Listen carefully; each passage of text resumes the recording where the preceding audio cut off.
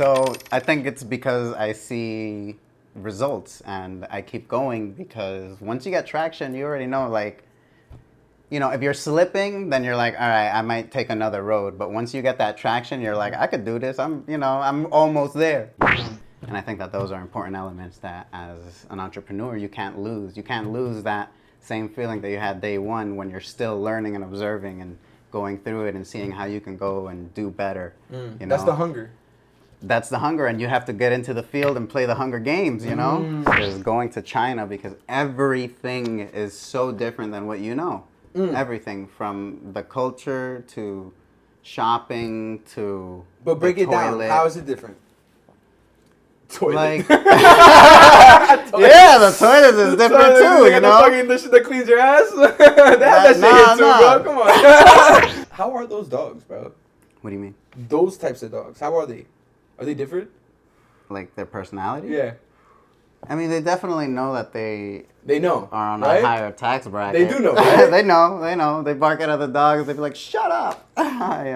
They talk crap for sure. They're spoiled as hell. They don't know what it is to, eat canned food. I'm a New Yorker. We're going to say. Right. It's just when shit slips out.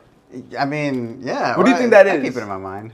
I think that it's our survival skills of Reflex. being here. Yeah. Yeah, so we have this mentality that we're just like, we're dodging everything. We're analyzing at the same time. We're like, what can go wrong? What can go right? Which is my best route? Which, Let's go. It's the conversation. Yeah. Take your mind different places. Now you know. So yeah. Yeah, for sure. So yeah, we got Max in the building. What's up, bro? Yo, this was long awaited. I know. I've been asking you for a minute. I've been asking you since I think before I even started the podcast. I think you were one of the first individuals that was like, yo, I'm trying to make this podcast. Yeah. I'm gonna have a bunch of people on, and look, this is the 30th episode. No doubt. This is the 30th episode. Thank you so much for being here. Let me just explain to the people who you are a little bit, what you do, and we'll just jump off from right there. No doubt. I met you through Pupstoria, which is a business that you created. That's right. And this is something that's not easy, right? I'm sure you had many challenges along the road. For sure, yeah. And you're still here. What's giving you that oomph? What's giving you that inspiration to be like, yo, cut away from the distractions, cut away from all the bullshit, and just keep progressing? So I think it's because I see results and I keep going, because once you get traction, you already know, like, if you're slipping, then you're like, all right, I might take another road. But once you get that traction, you're like, I could do this. I'm almost there. I'm right there. I can see it. I can feel it. Right. So I think that's the numbers started kicking in, and you're like, of course, this is being something that could be way more than just a dog walking service. Absolutely, and I believe that it's way more than just a dog walking service. It's a community. It's a safe haven for dogs and dog lovers and people who have dogs and who also have jobs, which is everyone in Astoria. Right. Right. And you find a way to create a system which schedules all these walks and have the people to walk them. Yeah. It's honestly challenging, right? Because I can only imagine certain times, certain schedules don't work, and you're probably running around. You're probably doing a lot of walks as well, then. I do. I have like a second in command, so like really I put them in my position so that I can go on the field and see what's really going on, And I think that those are important elements that as an entrepreneur you can't lose. You can't lose that same feeling that you had day one when you're still learning and observing and going through it and seeing how you can go and do better. That's the hunger. That's the hunger, and you have to get into the field and play the Hunger Games, So you have to get in there, and that's the only way out. Right. Yeah. So, that's how it feels like to me. And, office work, it's cool, it's also hard. It's also hard work. It's also something that you have to develop, and I feel like I did. Right. So I developed a system, and I taught somebody else that system who's now working my system, right? So that I can be on the field. So I think that that's also an important element, but they don't get to see the problems, the everyday problems. And you don't want them to. I mean, you do? No, I want to keep them comfortable. And I want them to focus on numbers and service. You know what I mean? Yeah. So because it keeps everything prioritized. Right. Everyone has a certain task to accomplish. I will say that, but I just had a contradicting thought in my head as we were saying. Yeah. Because this person who I appointed in the office used to be on the field.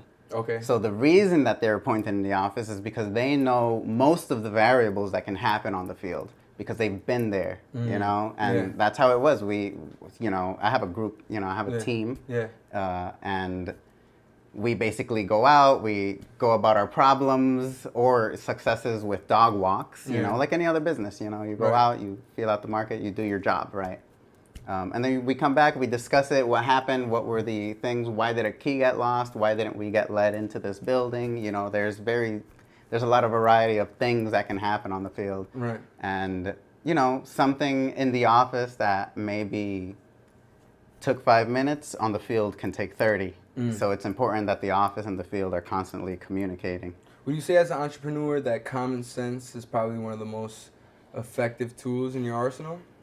I think that common sense is a very effective tool. I can't that's speak something for the that, population. Right. But that's something, I'm sorry to cut you off, but it's something that I feel like entrepreneurs have a grasp of more. Right, that they have a little more common sense rather than the creatives, But you can be both. There's hybrids. Yeah. That's what I'm saying. Like, I can't speak for anyone else. I can speak for me, and I think that I have common sense, and I think that that's why I succeed think in a this certain field. way, and you allow not for others to find what you're lacking. Yeah. You kind of see what is the problem. Yeah. And you're trying to find a way. I'm logical. That's what I'll say. I'm logical, but I can't say it's common sense or not. I don't want to put labels on it. I don't want to put labels on people. I just think that I have, a very logical thinking, and I grew up playing like chess and board games and digital games and things like that. And I think chess? that I do. Yeah. Do you feel like chess is like a lot to do with life? Every step, every move is chess and life. It's a reflection of life. It's not just an army. It's not just war. It's life, You have pawns, things that you can expend. It's like, all right, I'll take this gamble, Right. And then you have queens and kings that it's like, all right, this is like my asset. I can't lose this, There's got to be layers in front of my assets. That's why we got an army, So things like that. What do you think is the most important piece in the chess game? That's a good question. I think that I really value the bishops. Really? Yeah, because they're diagonal and nobody ever expects that. Yeah. When you get hit from the left, it's like, okay, I thought I looked to the left. When you get hit from the front or back, I look that way. But diagonal is a tough one when you're crossing the street or when you're playing chess, Ooh, that's fucking good. So I always love when I'm having a battle over here and nobody thinks of the motherfucker who stayed all the way over here. And then, yeah. And you know where I play a lot of chess? Talk to me. On the airplane. Really? I be on the fucking, the screen. Oh, shit. The screens always have chess. Delta always has chess. Shout out to Delta. Shout out Delta. I love Delta. I love chess. Never get rid of it. Just like update it. And you know what's dope? You could verse somebody in a different chair. If you're both playing, if you're both playing, you'll see them in the little lobby and you'll be like, oh, it's on. Yo, it's that's on. fire. I didn't know that. Yeah. You don't even know who you're playing. Exactly. I mean, their chair number will pop up, so it will eventually be like, yo, shout out E4. That was a good game. Yeah. Everyone was sleeping like, shut the fuck up. For real. Yeah. So I think that's Where are some places that you've been?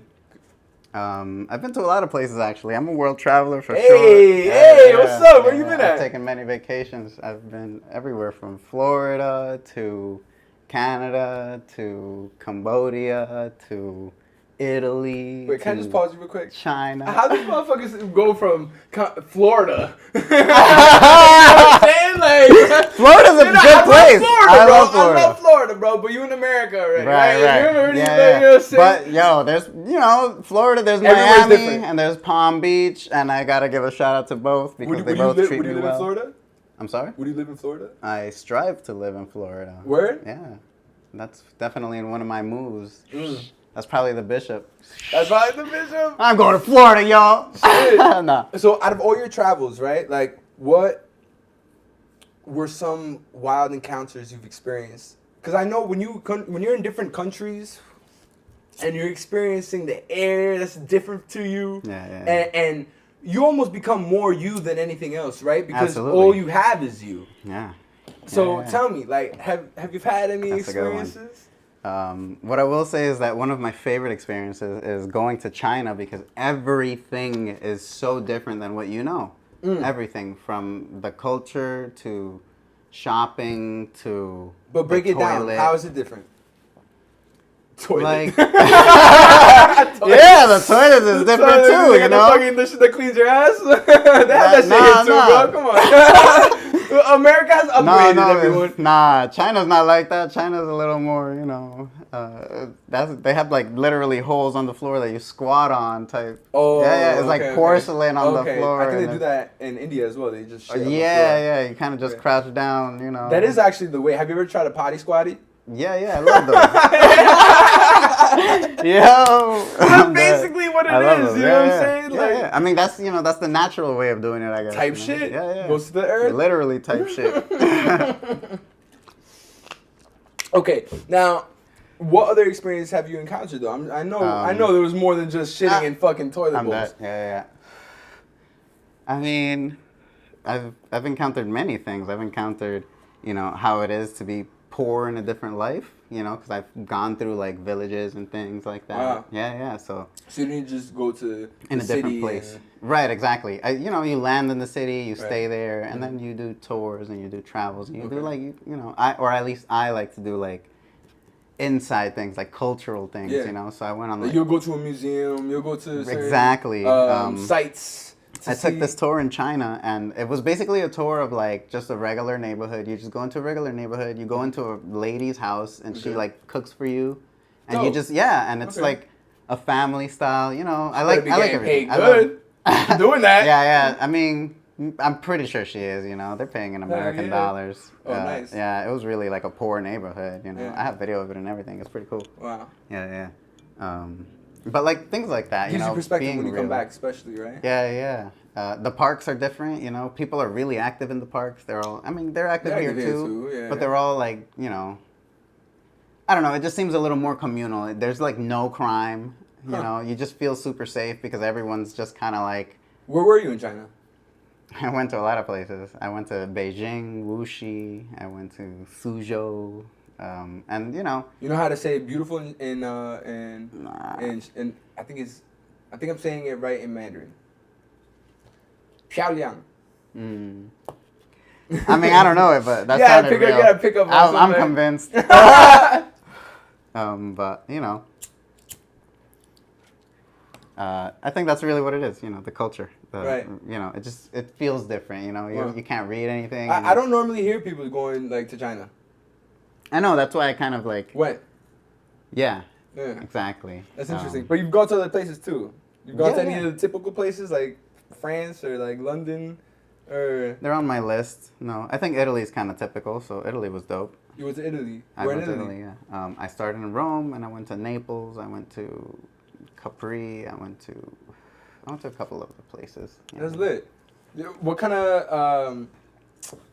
I don't know, you went to any parties out there? Like, what kind of vibes was it? Like, oh, it was dope. I loved Italy. Italy vibes was dope. Everything's about the food. The food culture is fire. They have like 7-course meals, right? Yeah, for sure. And it's fancy, you know? Yeah. And it doesn't have to cost an arm and a leg, you know what I'm saying? Like, it's dope. It's fair. That's what I'll say. It's fair. You know, you feel better when you eat the food there. Mm-hmm. It's fresher. They're friendlier. Yeah. It depends, I guess, on the places, because I just... Well, I guess it's also, when you're a traveler, too, I feel like people tend to be kinder to travelers, right, than their own people sometimes. Yeah, I would say that. Have you ever had that experience here? You're like, someone's from France or they're just stopping by and they're a tourist. Oh, but I don't know where to go. Can you help me here? And then you're like, yeah, I want to help you. Right, but then if it was a motherfucker out here, like, man, I know you use your fucking iPhone. Right. Nah, if it's a New Yorker, I mean, I don't know. I would just help. You would help either way. I don't know about that. It depends on the situation. If it's like somebody who's scratching their neck constantly and like it's going crazy and they're just like looking crazy to me, then I'm just like chill. Right. Yeah, like don't even speak to me, bro. And you're from the Bronx, so you know what the fuck that's about, I know what the fuck it is, bro. Where the Bronx you from? Morris Heights. It's right next to Yankee Stadium. You grew up there? Morris Heights is the birth of hip hop. No, my father was working there, so I would frequent that area. And eventually, I took over his apartment, and he retired to Guatemala. Okay. And so now I'm in the Bronx. But And he lives in Guatemala? He's like living his life in Guatemala? Yeah. He's retired. Shout out Don Oscar. He be showing you like pictures and shit and videos like I'm living my life. He does. But mostly, mostly I know the people that like he used to work with. That some of them still work there. Okay. And they'd be like, "Your father's a dog, bro. Look at this. What he sent me." And I'm like, "Yo, now I'm getting the inside information." Yeah. So should be going down. Good for him. He's a single man. It's all good. Dogs in the family, right? I mean, yeah, I guess. Yo, you created the symbol? I had a graphic designer, but ultimately, yes, Can you show the screen real quick? Yeah, for sure. Pupstoria. You already know. That's good. So, where'd you get it done? I actually went on Fiverr. Fiverr. Yeah. So Fiverr gives you access to digital, artists. It gives you access to many people around the world who specialize in certain things. And so I was looking for a graphic designer. I gave him my ideas, and honestly, together we came up with this. So why is it that then? Is there a reason why? It's actually a slanted P.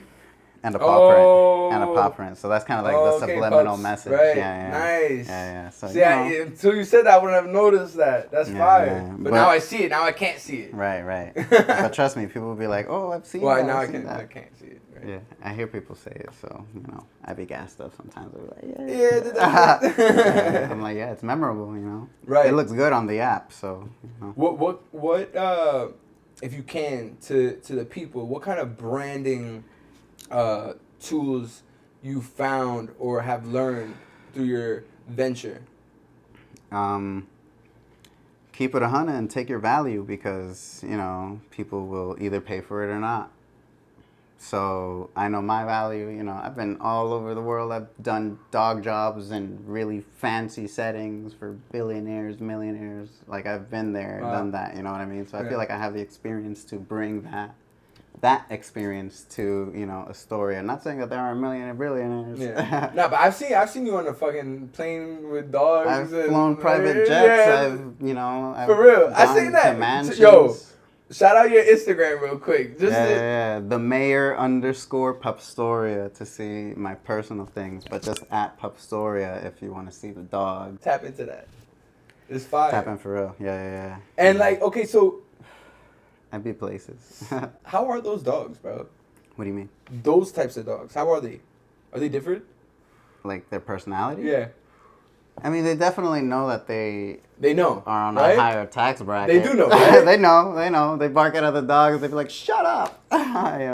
They talk crap, for sure. They're spoiled as hell. They don't know what it is to eat canned food. They literally have chefs cooking for them. That's insane. Mm-hmm. Getting driven to places and shit, right? I do the driving.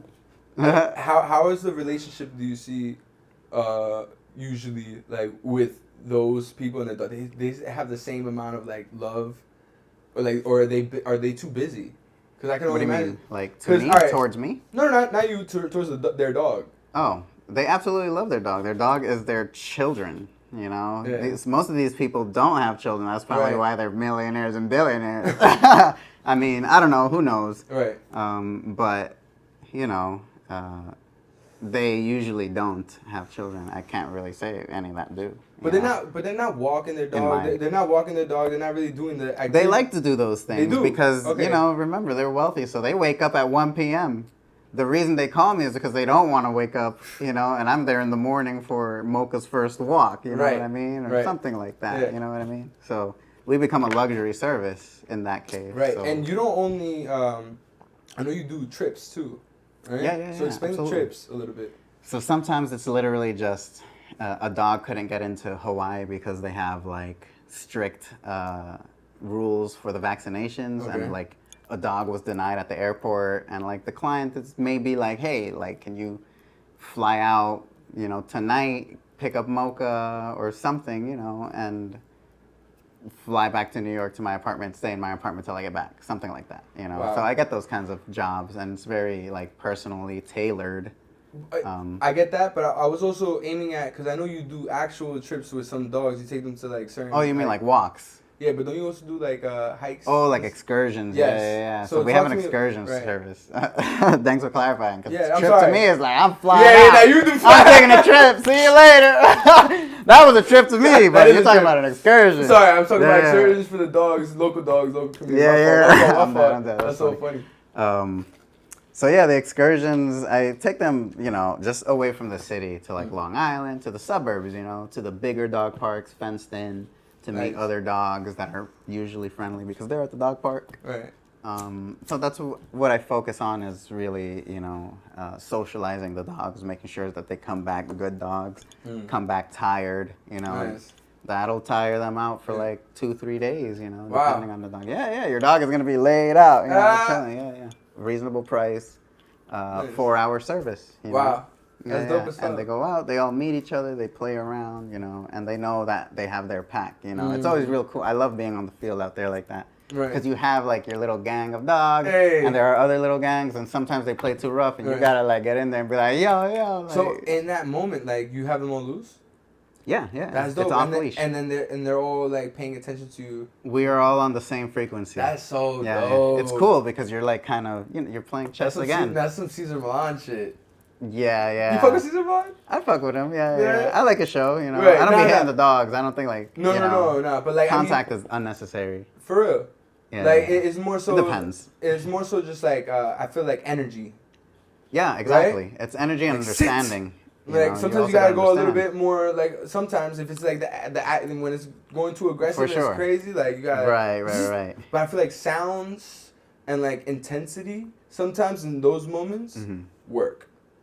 Yeah. I think a lot of it is body language. So eye contact, body language is a lot of it for sure. And you know, that's their world, so you have to tap into their world to communicate. So I honestly avoid verbalizing, you know, because unless they're barking at me, if they're barking at me, I'm like, yo, you better chill out. You know what I mean? Like, I think it's all frequency. I think you have to use your voice, to direct them, especially on the field when you're spread out. You got to call them, Lanai, let's go. If she's like playing too rough, you know, she hears a certain tone. So yes, for sure, you know, a lot of it is that. But like the personal, you know, one-on-one time thing, I think is more of a quiet ordeal. Okay. Because I think it's more about eye contact, trusting each other, body language, and not forcing them to do something they don't want to do. Of course, you can teach them to sit and, you know, down, roll over, but that's more of something you would reward, you know. So you always use treats in those situations. You don't use voice for that, you know. Voice are for like commands. When dogs bark, they're commanding, you know, they're like, yo, don't cut any closer, I'm gonna bite you, you know, or whatever the bark is. Sometimes it's a fun bark, like, give me attention, you know what I mean? Right. So I think that, yes, voice plays a role, but I think the personal role, the one-on-one time, should be handled silently with eye contact and body language. Wow. So how long has it taken you to get to this level of understanding? My whole life, you know. You always grew up with dogs?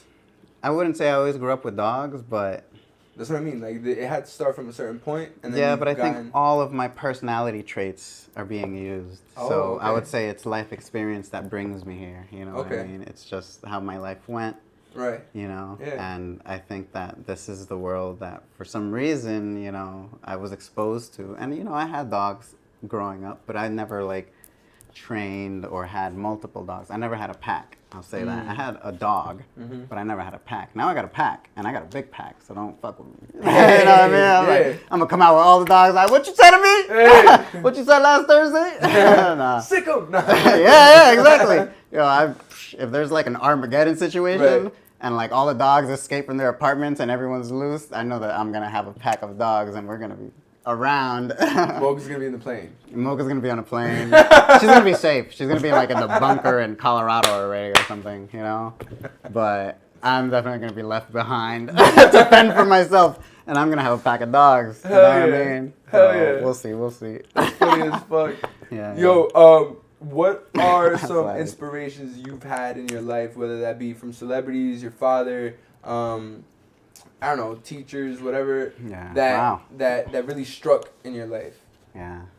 I'll give you an example of each. I've had teachers tell me, hey, you're really good at math. I think that you should focus. I think maybe you should try to learn the piano so you can start, you know, just getting a better algorithm in your head going. You know what I mean? Piano?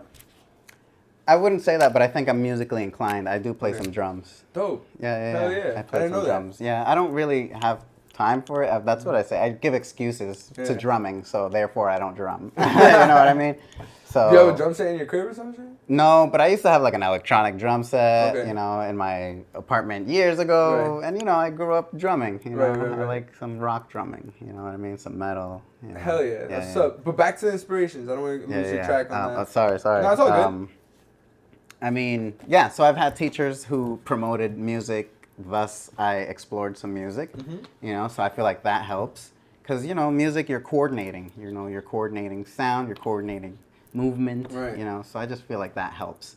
Watching my father wake up every morning, go to work, union worker, you know what I mean? So he was like, I got, you know, I tapped in. He's an immigrant, so, you know, he's first generation. He came here from Guatemala type shit, you know what I mean? And so watching him get up at a certain time every single time, be responsible, like literally get awards for attendance. And I'm like, damn, you didn't take a day off? You know what I mean? And that's also inspiration. So I work hard. You know, I wake up when I have to. I be there when I have to. And I have backup plans in place type shit. You know what I mean? So like you're playing chess. Teachers. And, outside of life? Yeah, exactly. Just people I've encountered throughout my life that I feel like have given me some sort of inspiration. Fruits, yeah. Fruits, and now I have a basket of fruits, and I could survive for a long time during my journey. You know what I mean? Share a fruit. Share a fruit. Exactly. I do the same. I'm asking you to share a fruit right now. Oh, okay. Share a fruit to the audience. I think I've said this already, so let me be a little original. I'm gonna share two. Is that okay? Sure. Because I like being generous. As many as you want, bro. Right. So, those are my two right there. Before I said that, get your value. You know, so recognize your value. Learn from your entire life experience what you've been through, and put a price tag on it or not. You know, it depends on what you do, but. If it's a service, I put a price tag on it. I know what value I bring. I bring life experience. I have a good team. You know, I have tailored that team to my liking. So if you like me, you like my team. Right. Simple as that. You know, I orchestrate. You know what I mean? So get your value. So that's that. You put in what you want to get out. So get what you want. Get your value. Number two is be generous. You know, it's kind of like the opposite, but. Not really, because they're kind of two different things, you know, but they're like at a far end of the spectrum, but not exactly all the way. You know what I mean? They're kind of like opposites. Sorry, Giraffe. Esperanza. I feel it. Cool. I love that she's green. Hell yeah. In some parts. Yeah. The parts that matter. Nah, but... so yeah, be generous, because people have been generous with me. And therefore, you know, sometimes I see people and I'm like, this person deserves something special today. And I'm here, you know what I mean? So whatever it is, whether it's a fat tip, you know, and that somebody just stood out, you know, so stand out is number 3. So I'm just going to keep going. So stand out, you know what I mean? Don't be general, you know? Like, I don't sell a general service. I'm not a general person. So chill out. You know what I mean? So I make sure that I stand out, because that's the only way you're going to make it. You know, be you, stand out, and get your value. And be generous, because by somebody believing in you is generous or already enough. You know, somebody believing in you, believing in your service, or just investing their time in you is generous, you know. It's very true. So therefore, you should probably give that karma back. You know, reciprocal. Exactly. So reciprocate. Exactly. It doesn't have to be to the person, but you know, to the universe. To the universe. Yeah, exactly. So just put it out there. You know, don't be greedy. That's number 5. Am I up to 5? No. You're Next 4. one. Okay. Number 4. I'll give myself too much credit. That's number 5. Give yourself a lot of credit. That's number 5. You've been through some shit. Yeah. So That's funny as fuck. I'm gonna keep on going. No, it's all good. I got the 10 Commandments for you. So. This fucking guy. Yeah. Now, what has brought you to a place where you feel like you know what you're doing, you see direction, and you see a light? Because you explained before that you have that feeling of, okay, I can see the next thing, right? Right. What is that to you? Because that's just imagination at the end of the day, right? Exactly. But you create it into a reality. Yeah. So the reason. So why do you think you have it? The reason I think it's real is because I have a network. You know, I have a network that if something fails, I know that my network is my safety net. Because if it's 600 people, 700 people, 1,000 people, just all you need is 1% of those people to believe in you to start something else. Right. You know what I mean? So it's a good safety net, you know? So that's what I believe makes it real for me. That I see that I've gone far enough that even if I, for some reason, which I never expect to fail, you know, right. Failing for me has to be accidental. You know, my leg got chopped off on vacation skiing or something, you know? Like, then I can't walk dogs anymore, you know what I mean? Right. But even then, I would get in administrative work, you know what I mean? So it's going to be really hard for me to fail, so I think, you know? Right. Unless, like, AI takes over my dogs. Like, how? Right. So I have to be there. People have to be there. Trust has to be there because you're going into people's lives. Right. You're going into people's lives. That's true. And you just become part of their family. So because I have a big family, a.k.a. a big network, I believe that it's real. I believe that a lot of people believe in me. Therefore, I feel that it's real. Wow. You know, but it doesn't always have to rely on that. I also feel that it's real because I put a lot into it. I put my heart and soul into it. And I know my dogs, you know. That's my business, you know. In life, I just know me, you know. But in my business, I know my dogs. And that's like a real connection. You know what I mean? Yeah. So you have a lot of connections. Simple as that. Yeah. I feel Can like be as simple as that. Don't you feel that the relationship of humans and dogs is something magical almost? Not even magical, but like, why don't we have that? Like, all right, I guess people can have that connection with cats too, because I definitely know people that love their cats. We do cat service as well. You do cat service yeah, as well? we do. Yeah. Oh, snap. Yeah. So, like, shout out the cats. Yeah. Yeah. But like, they kind of grown into our lives in a amazing way. I feel like I've heard this before, that dogs are the reason that we were able to continue. Oh yeah, that we were able to get this far. Type shit. I'm not sure if I'm completely. I mean, I believe it. I don't know anything of the details, but like, as a dog expert, like I could see it. I could see why I'm a different person with more survival skills because I hang out with dogs. Wow. You know what I mean? Yeah. That's also another thing, right? Dogs have intuition. They have a lot of senses. Yeah, a lot of instinct. Yeah. You know, they have a lot of instinct, and I think that as like a human who vibrates on a higher frequency than a dog, but don't get it twisted. Dogs can see colors that we don't. They can hear frequencies we don't. They can smell things that we don't. So dogs got their own world, you know. Yeah. But because we're kind of a higher realm, or so we think, you know what I mean? Right. We could kind of tap into theirs and direct them, you know. But they could never tap into us and direct us, you know what I mean? Right. Unless we like allow them to. But then again, you know, you're directing them. You're like, all right, show me what it is, lassie. You know what I mean? Right. So you know. So yeah. Wow. What do you think about Andrew Tate? Andrew Tate. Damn, you're getting me into some controversial shit. Nah. I mean, a lot of it makes sense, you know. I definitely believe in genders having their roles and, you know, a woman's a woman, a man's a man. They're not the same, and they have different roles in biology. You know what I mean? And they don't function without each other. Right. So the creation of life. Of course, that's crazy. You know, I mean, it takes two to tango, yes, but the woman's like the portal of consciousness. So she's actually creating another piece of consciousness, which blows my mind. So, you know, that's sacred. So you got to like protect them, you know? Right. So I think that we have to protect them and they have to create portals. It's as simple as that. You know what I mean? Would you say you're spiritual? I'm definitely very spiritual. What are your beliefs?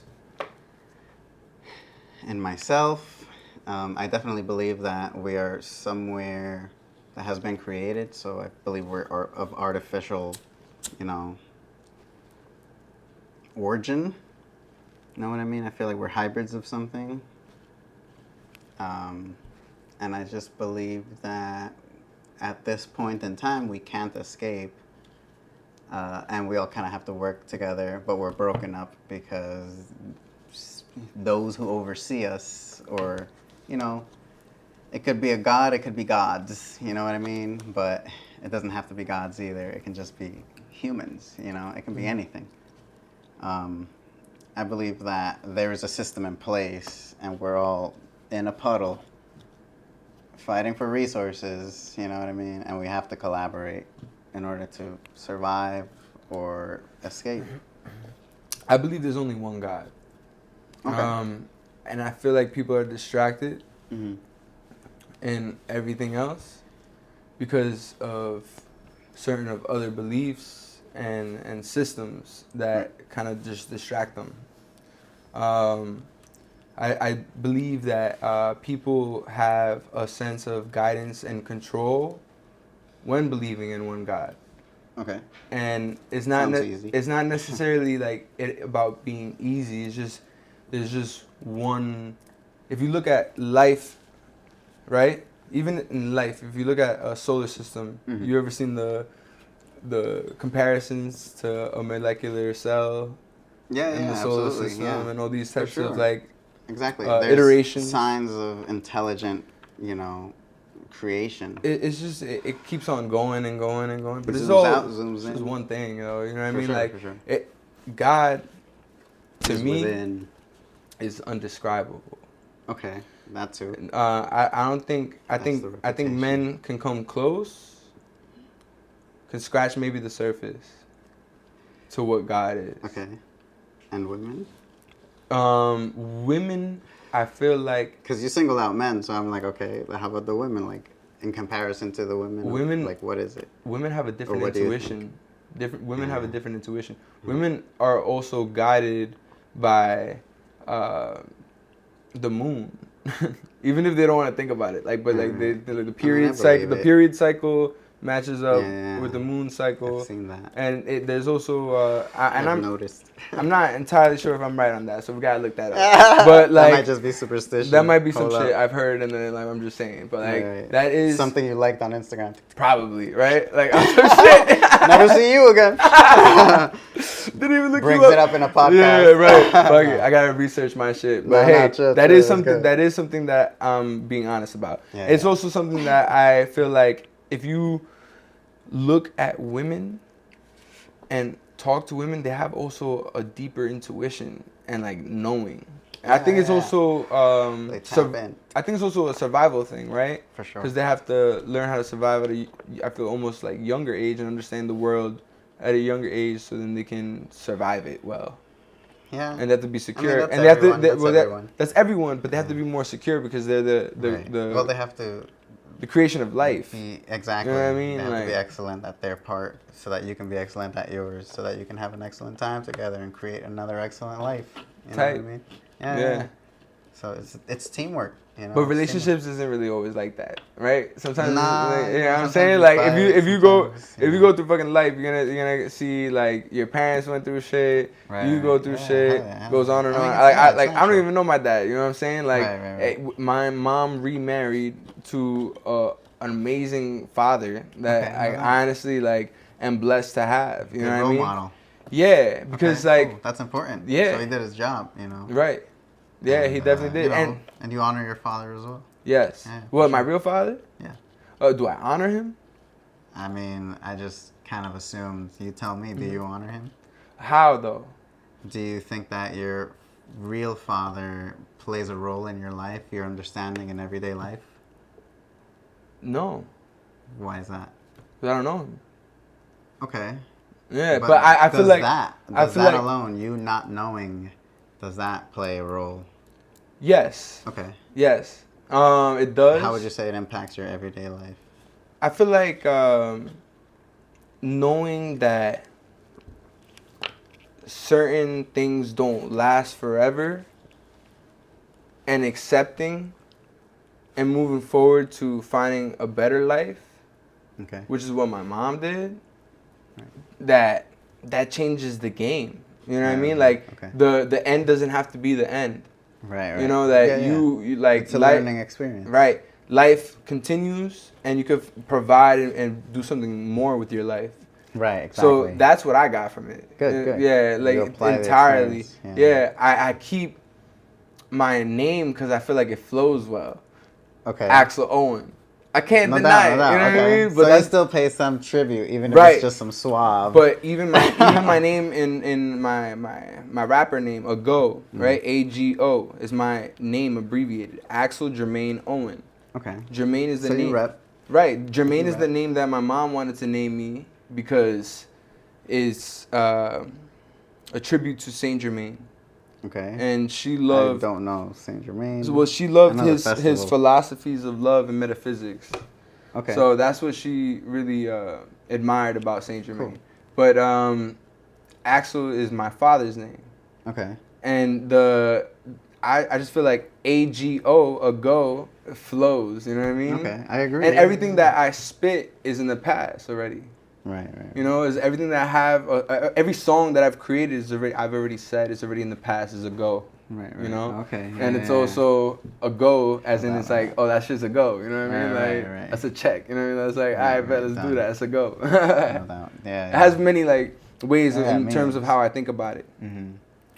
But cool.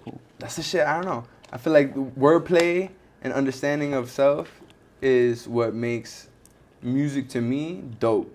Making music and creating and just being different with my shit. I feel like my music is very original. Yeah. There's nobody else that sounds like me. Right. It's Nobody. Yeah.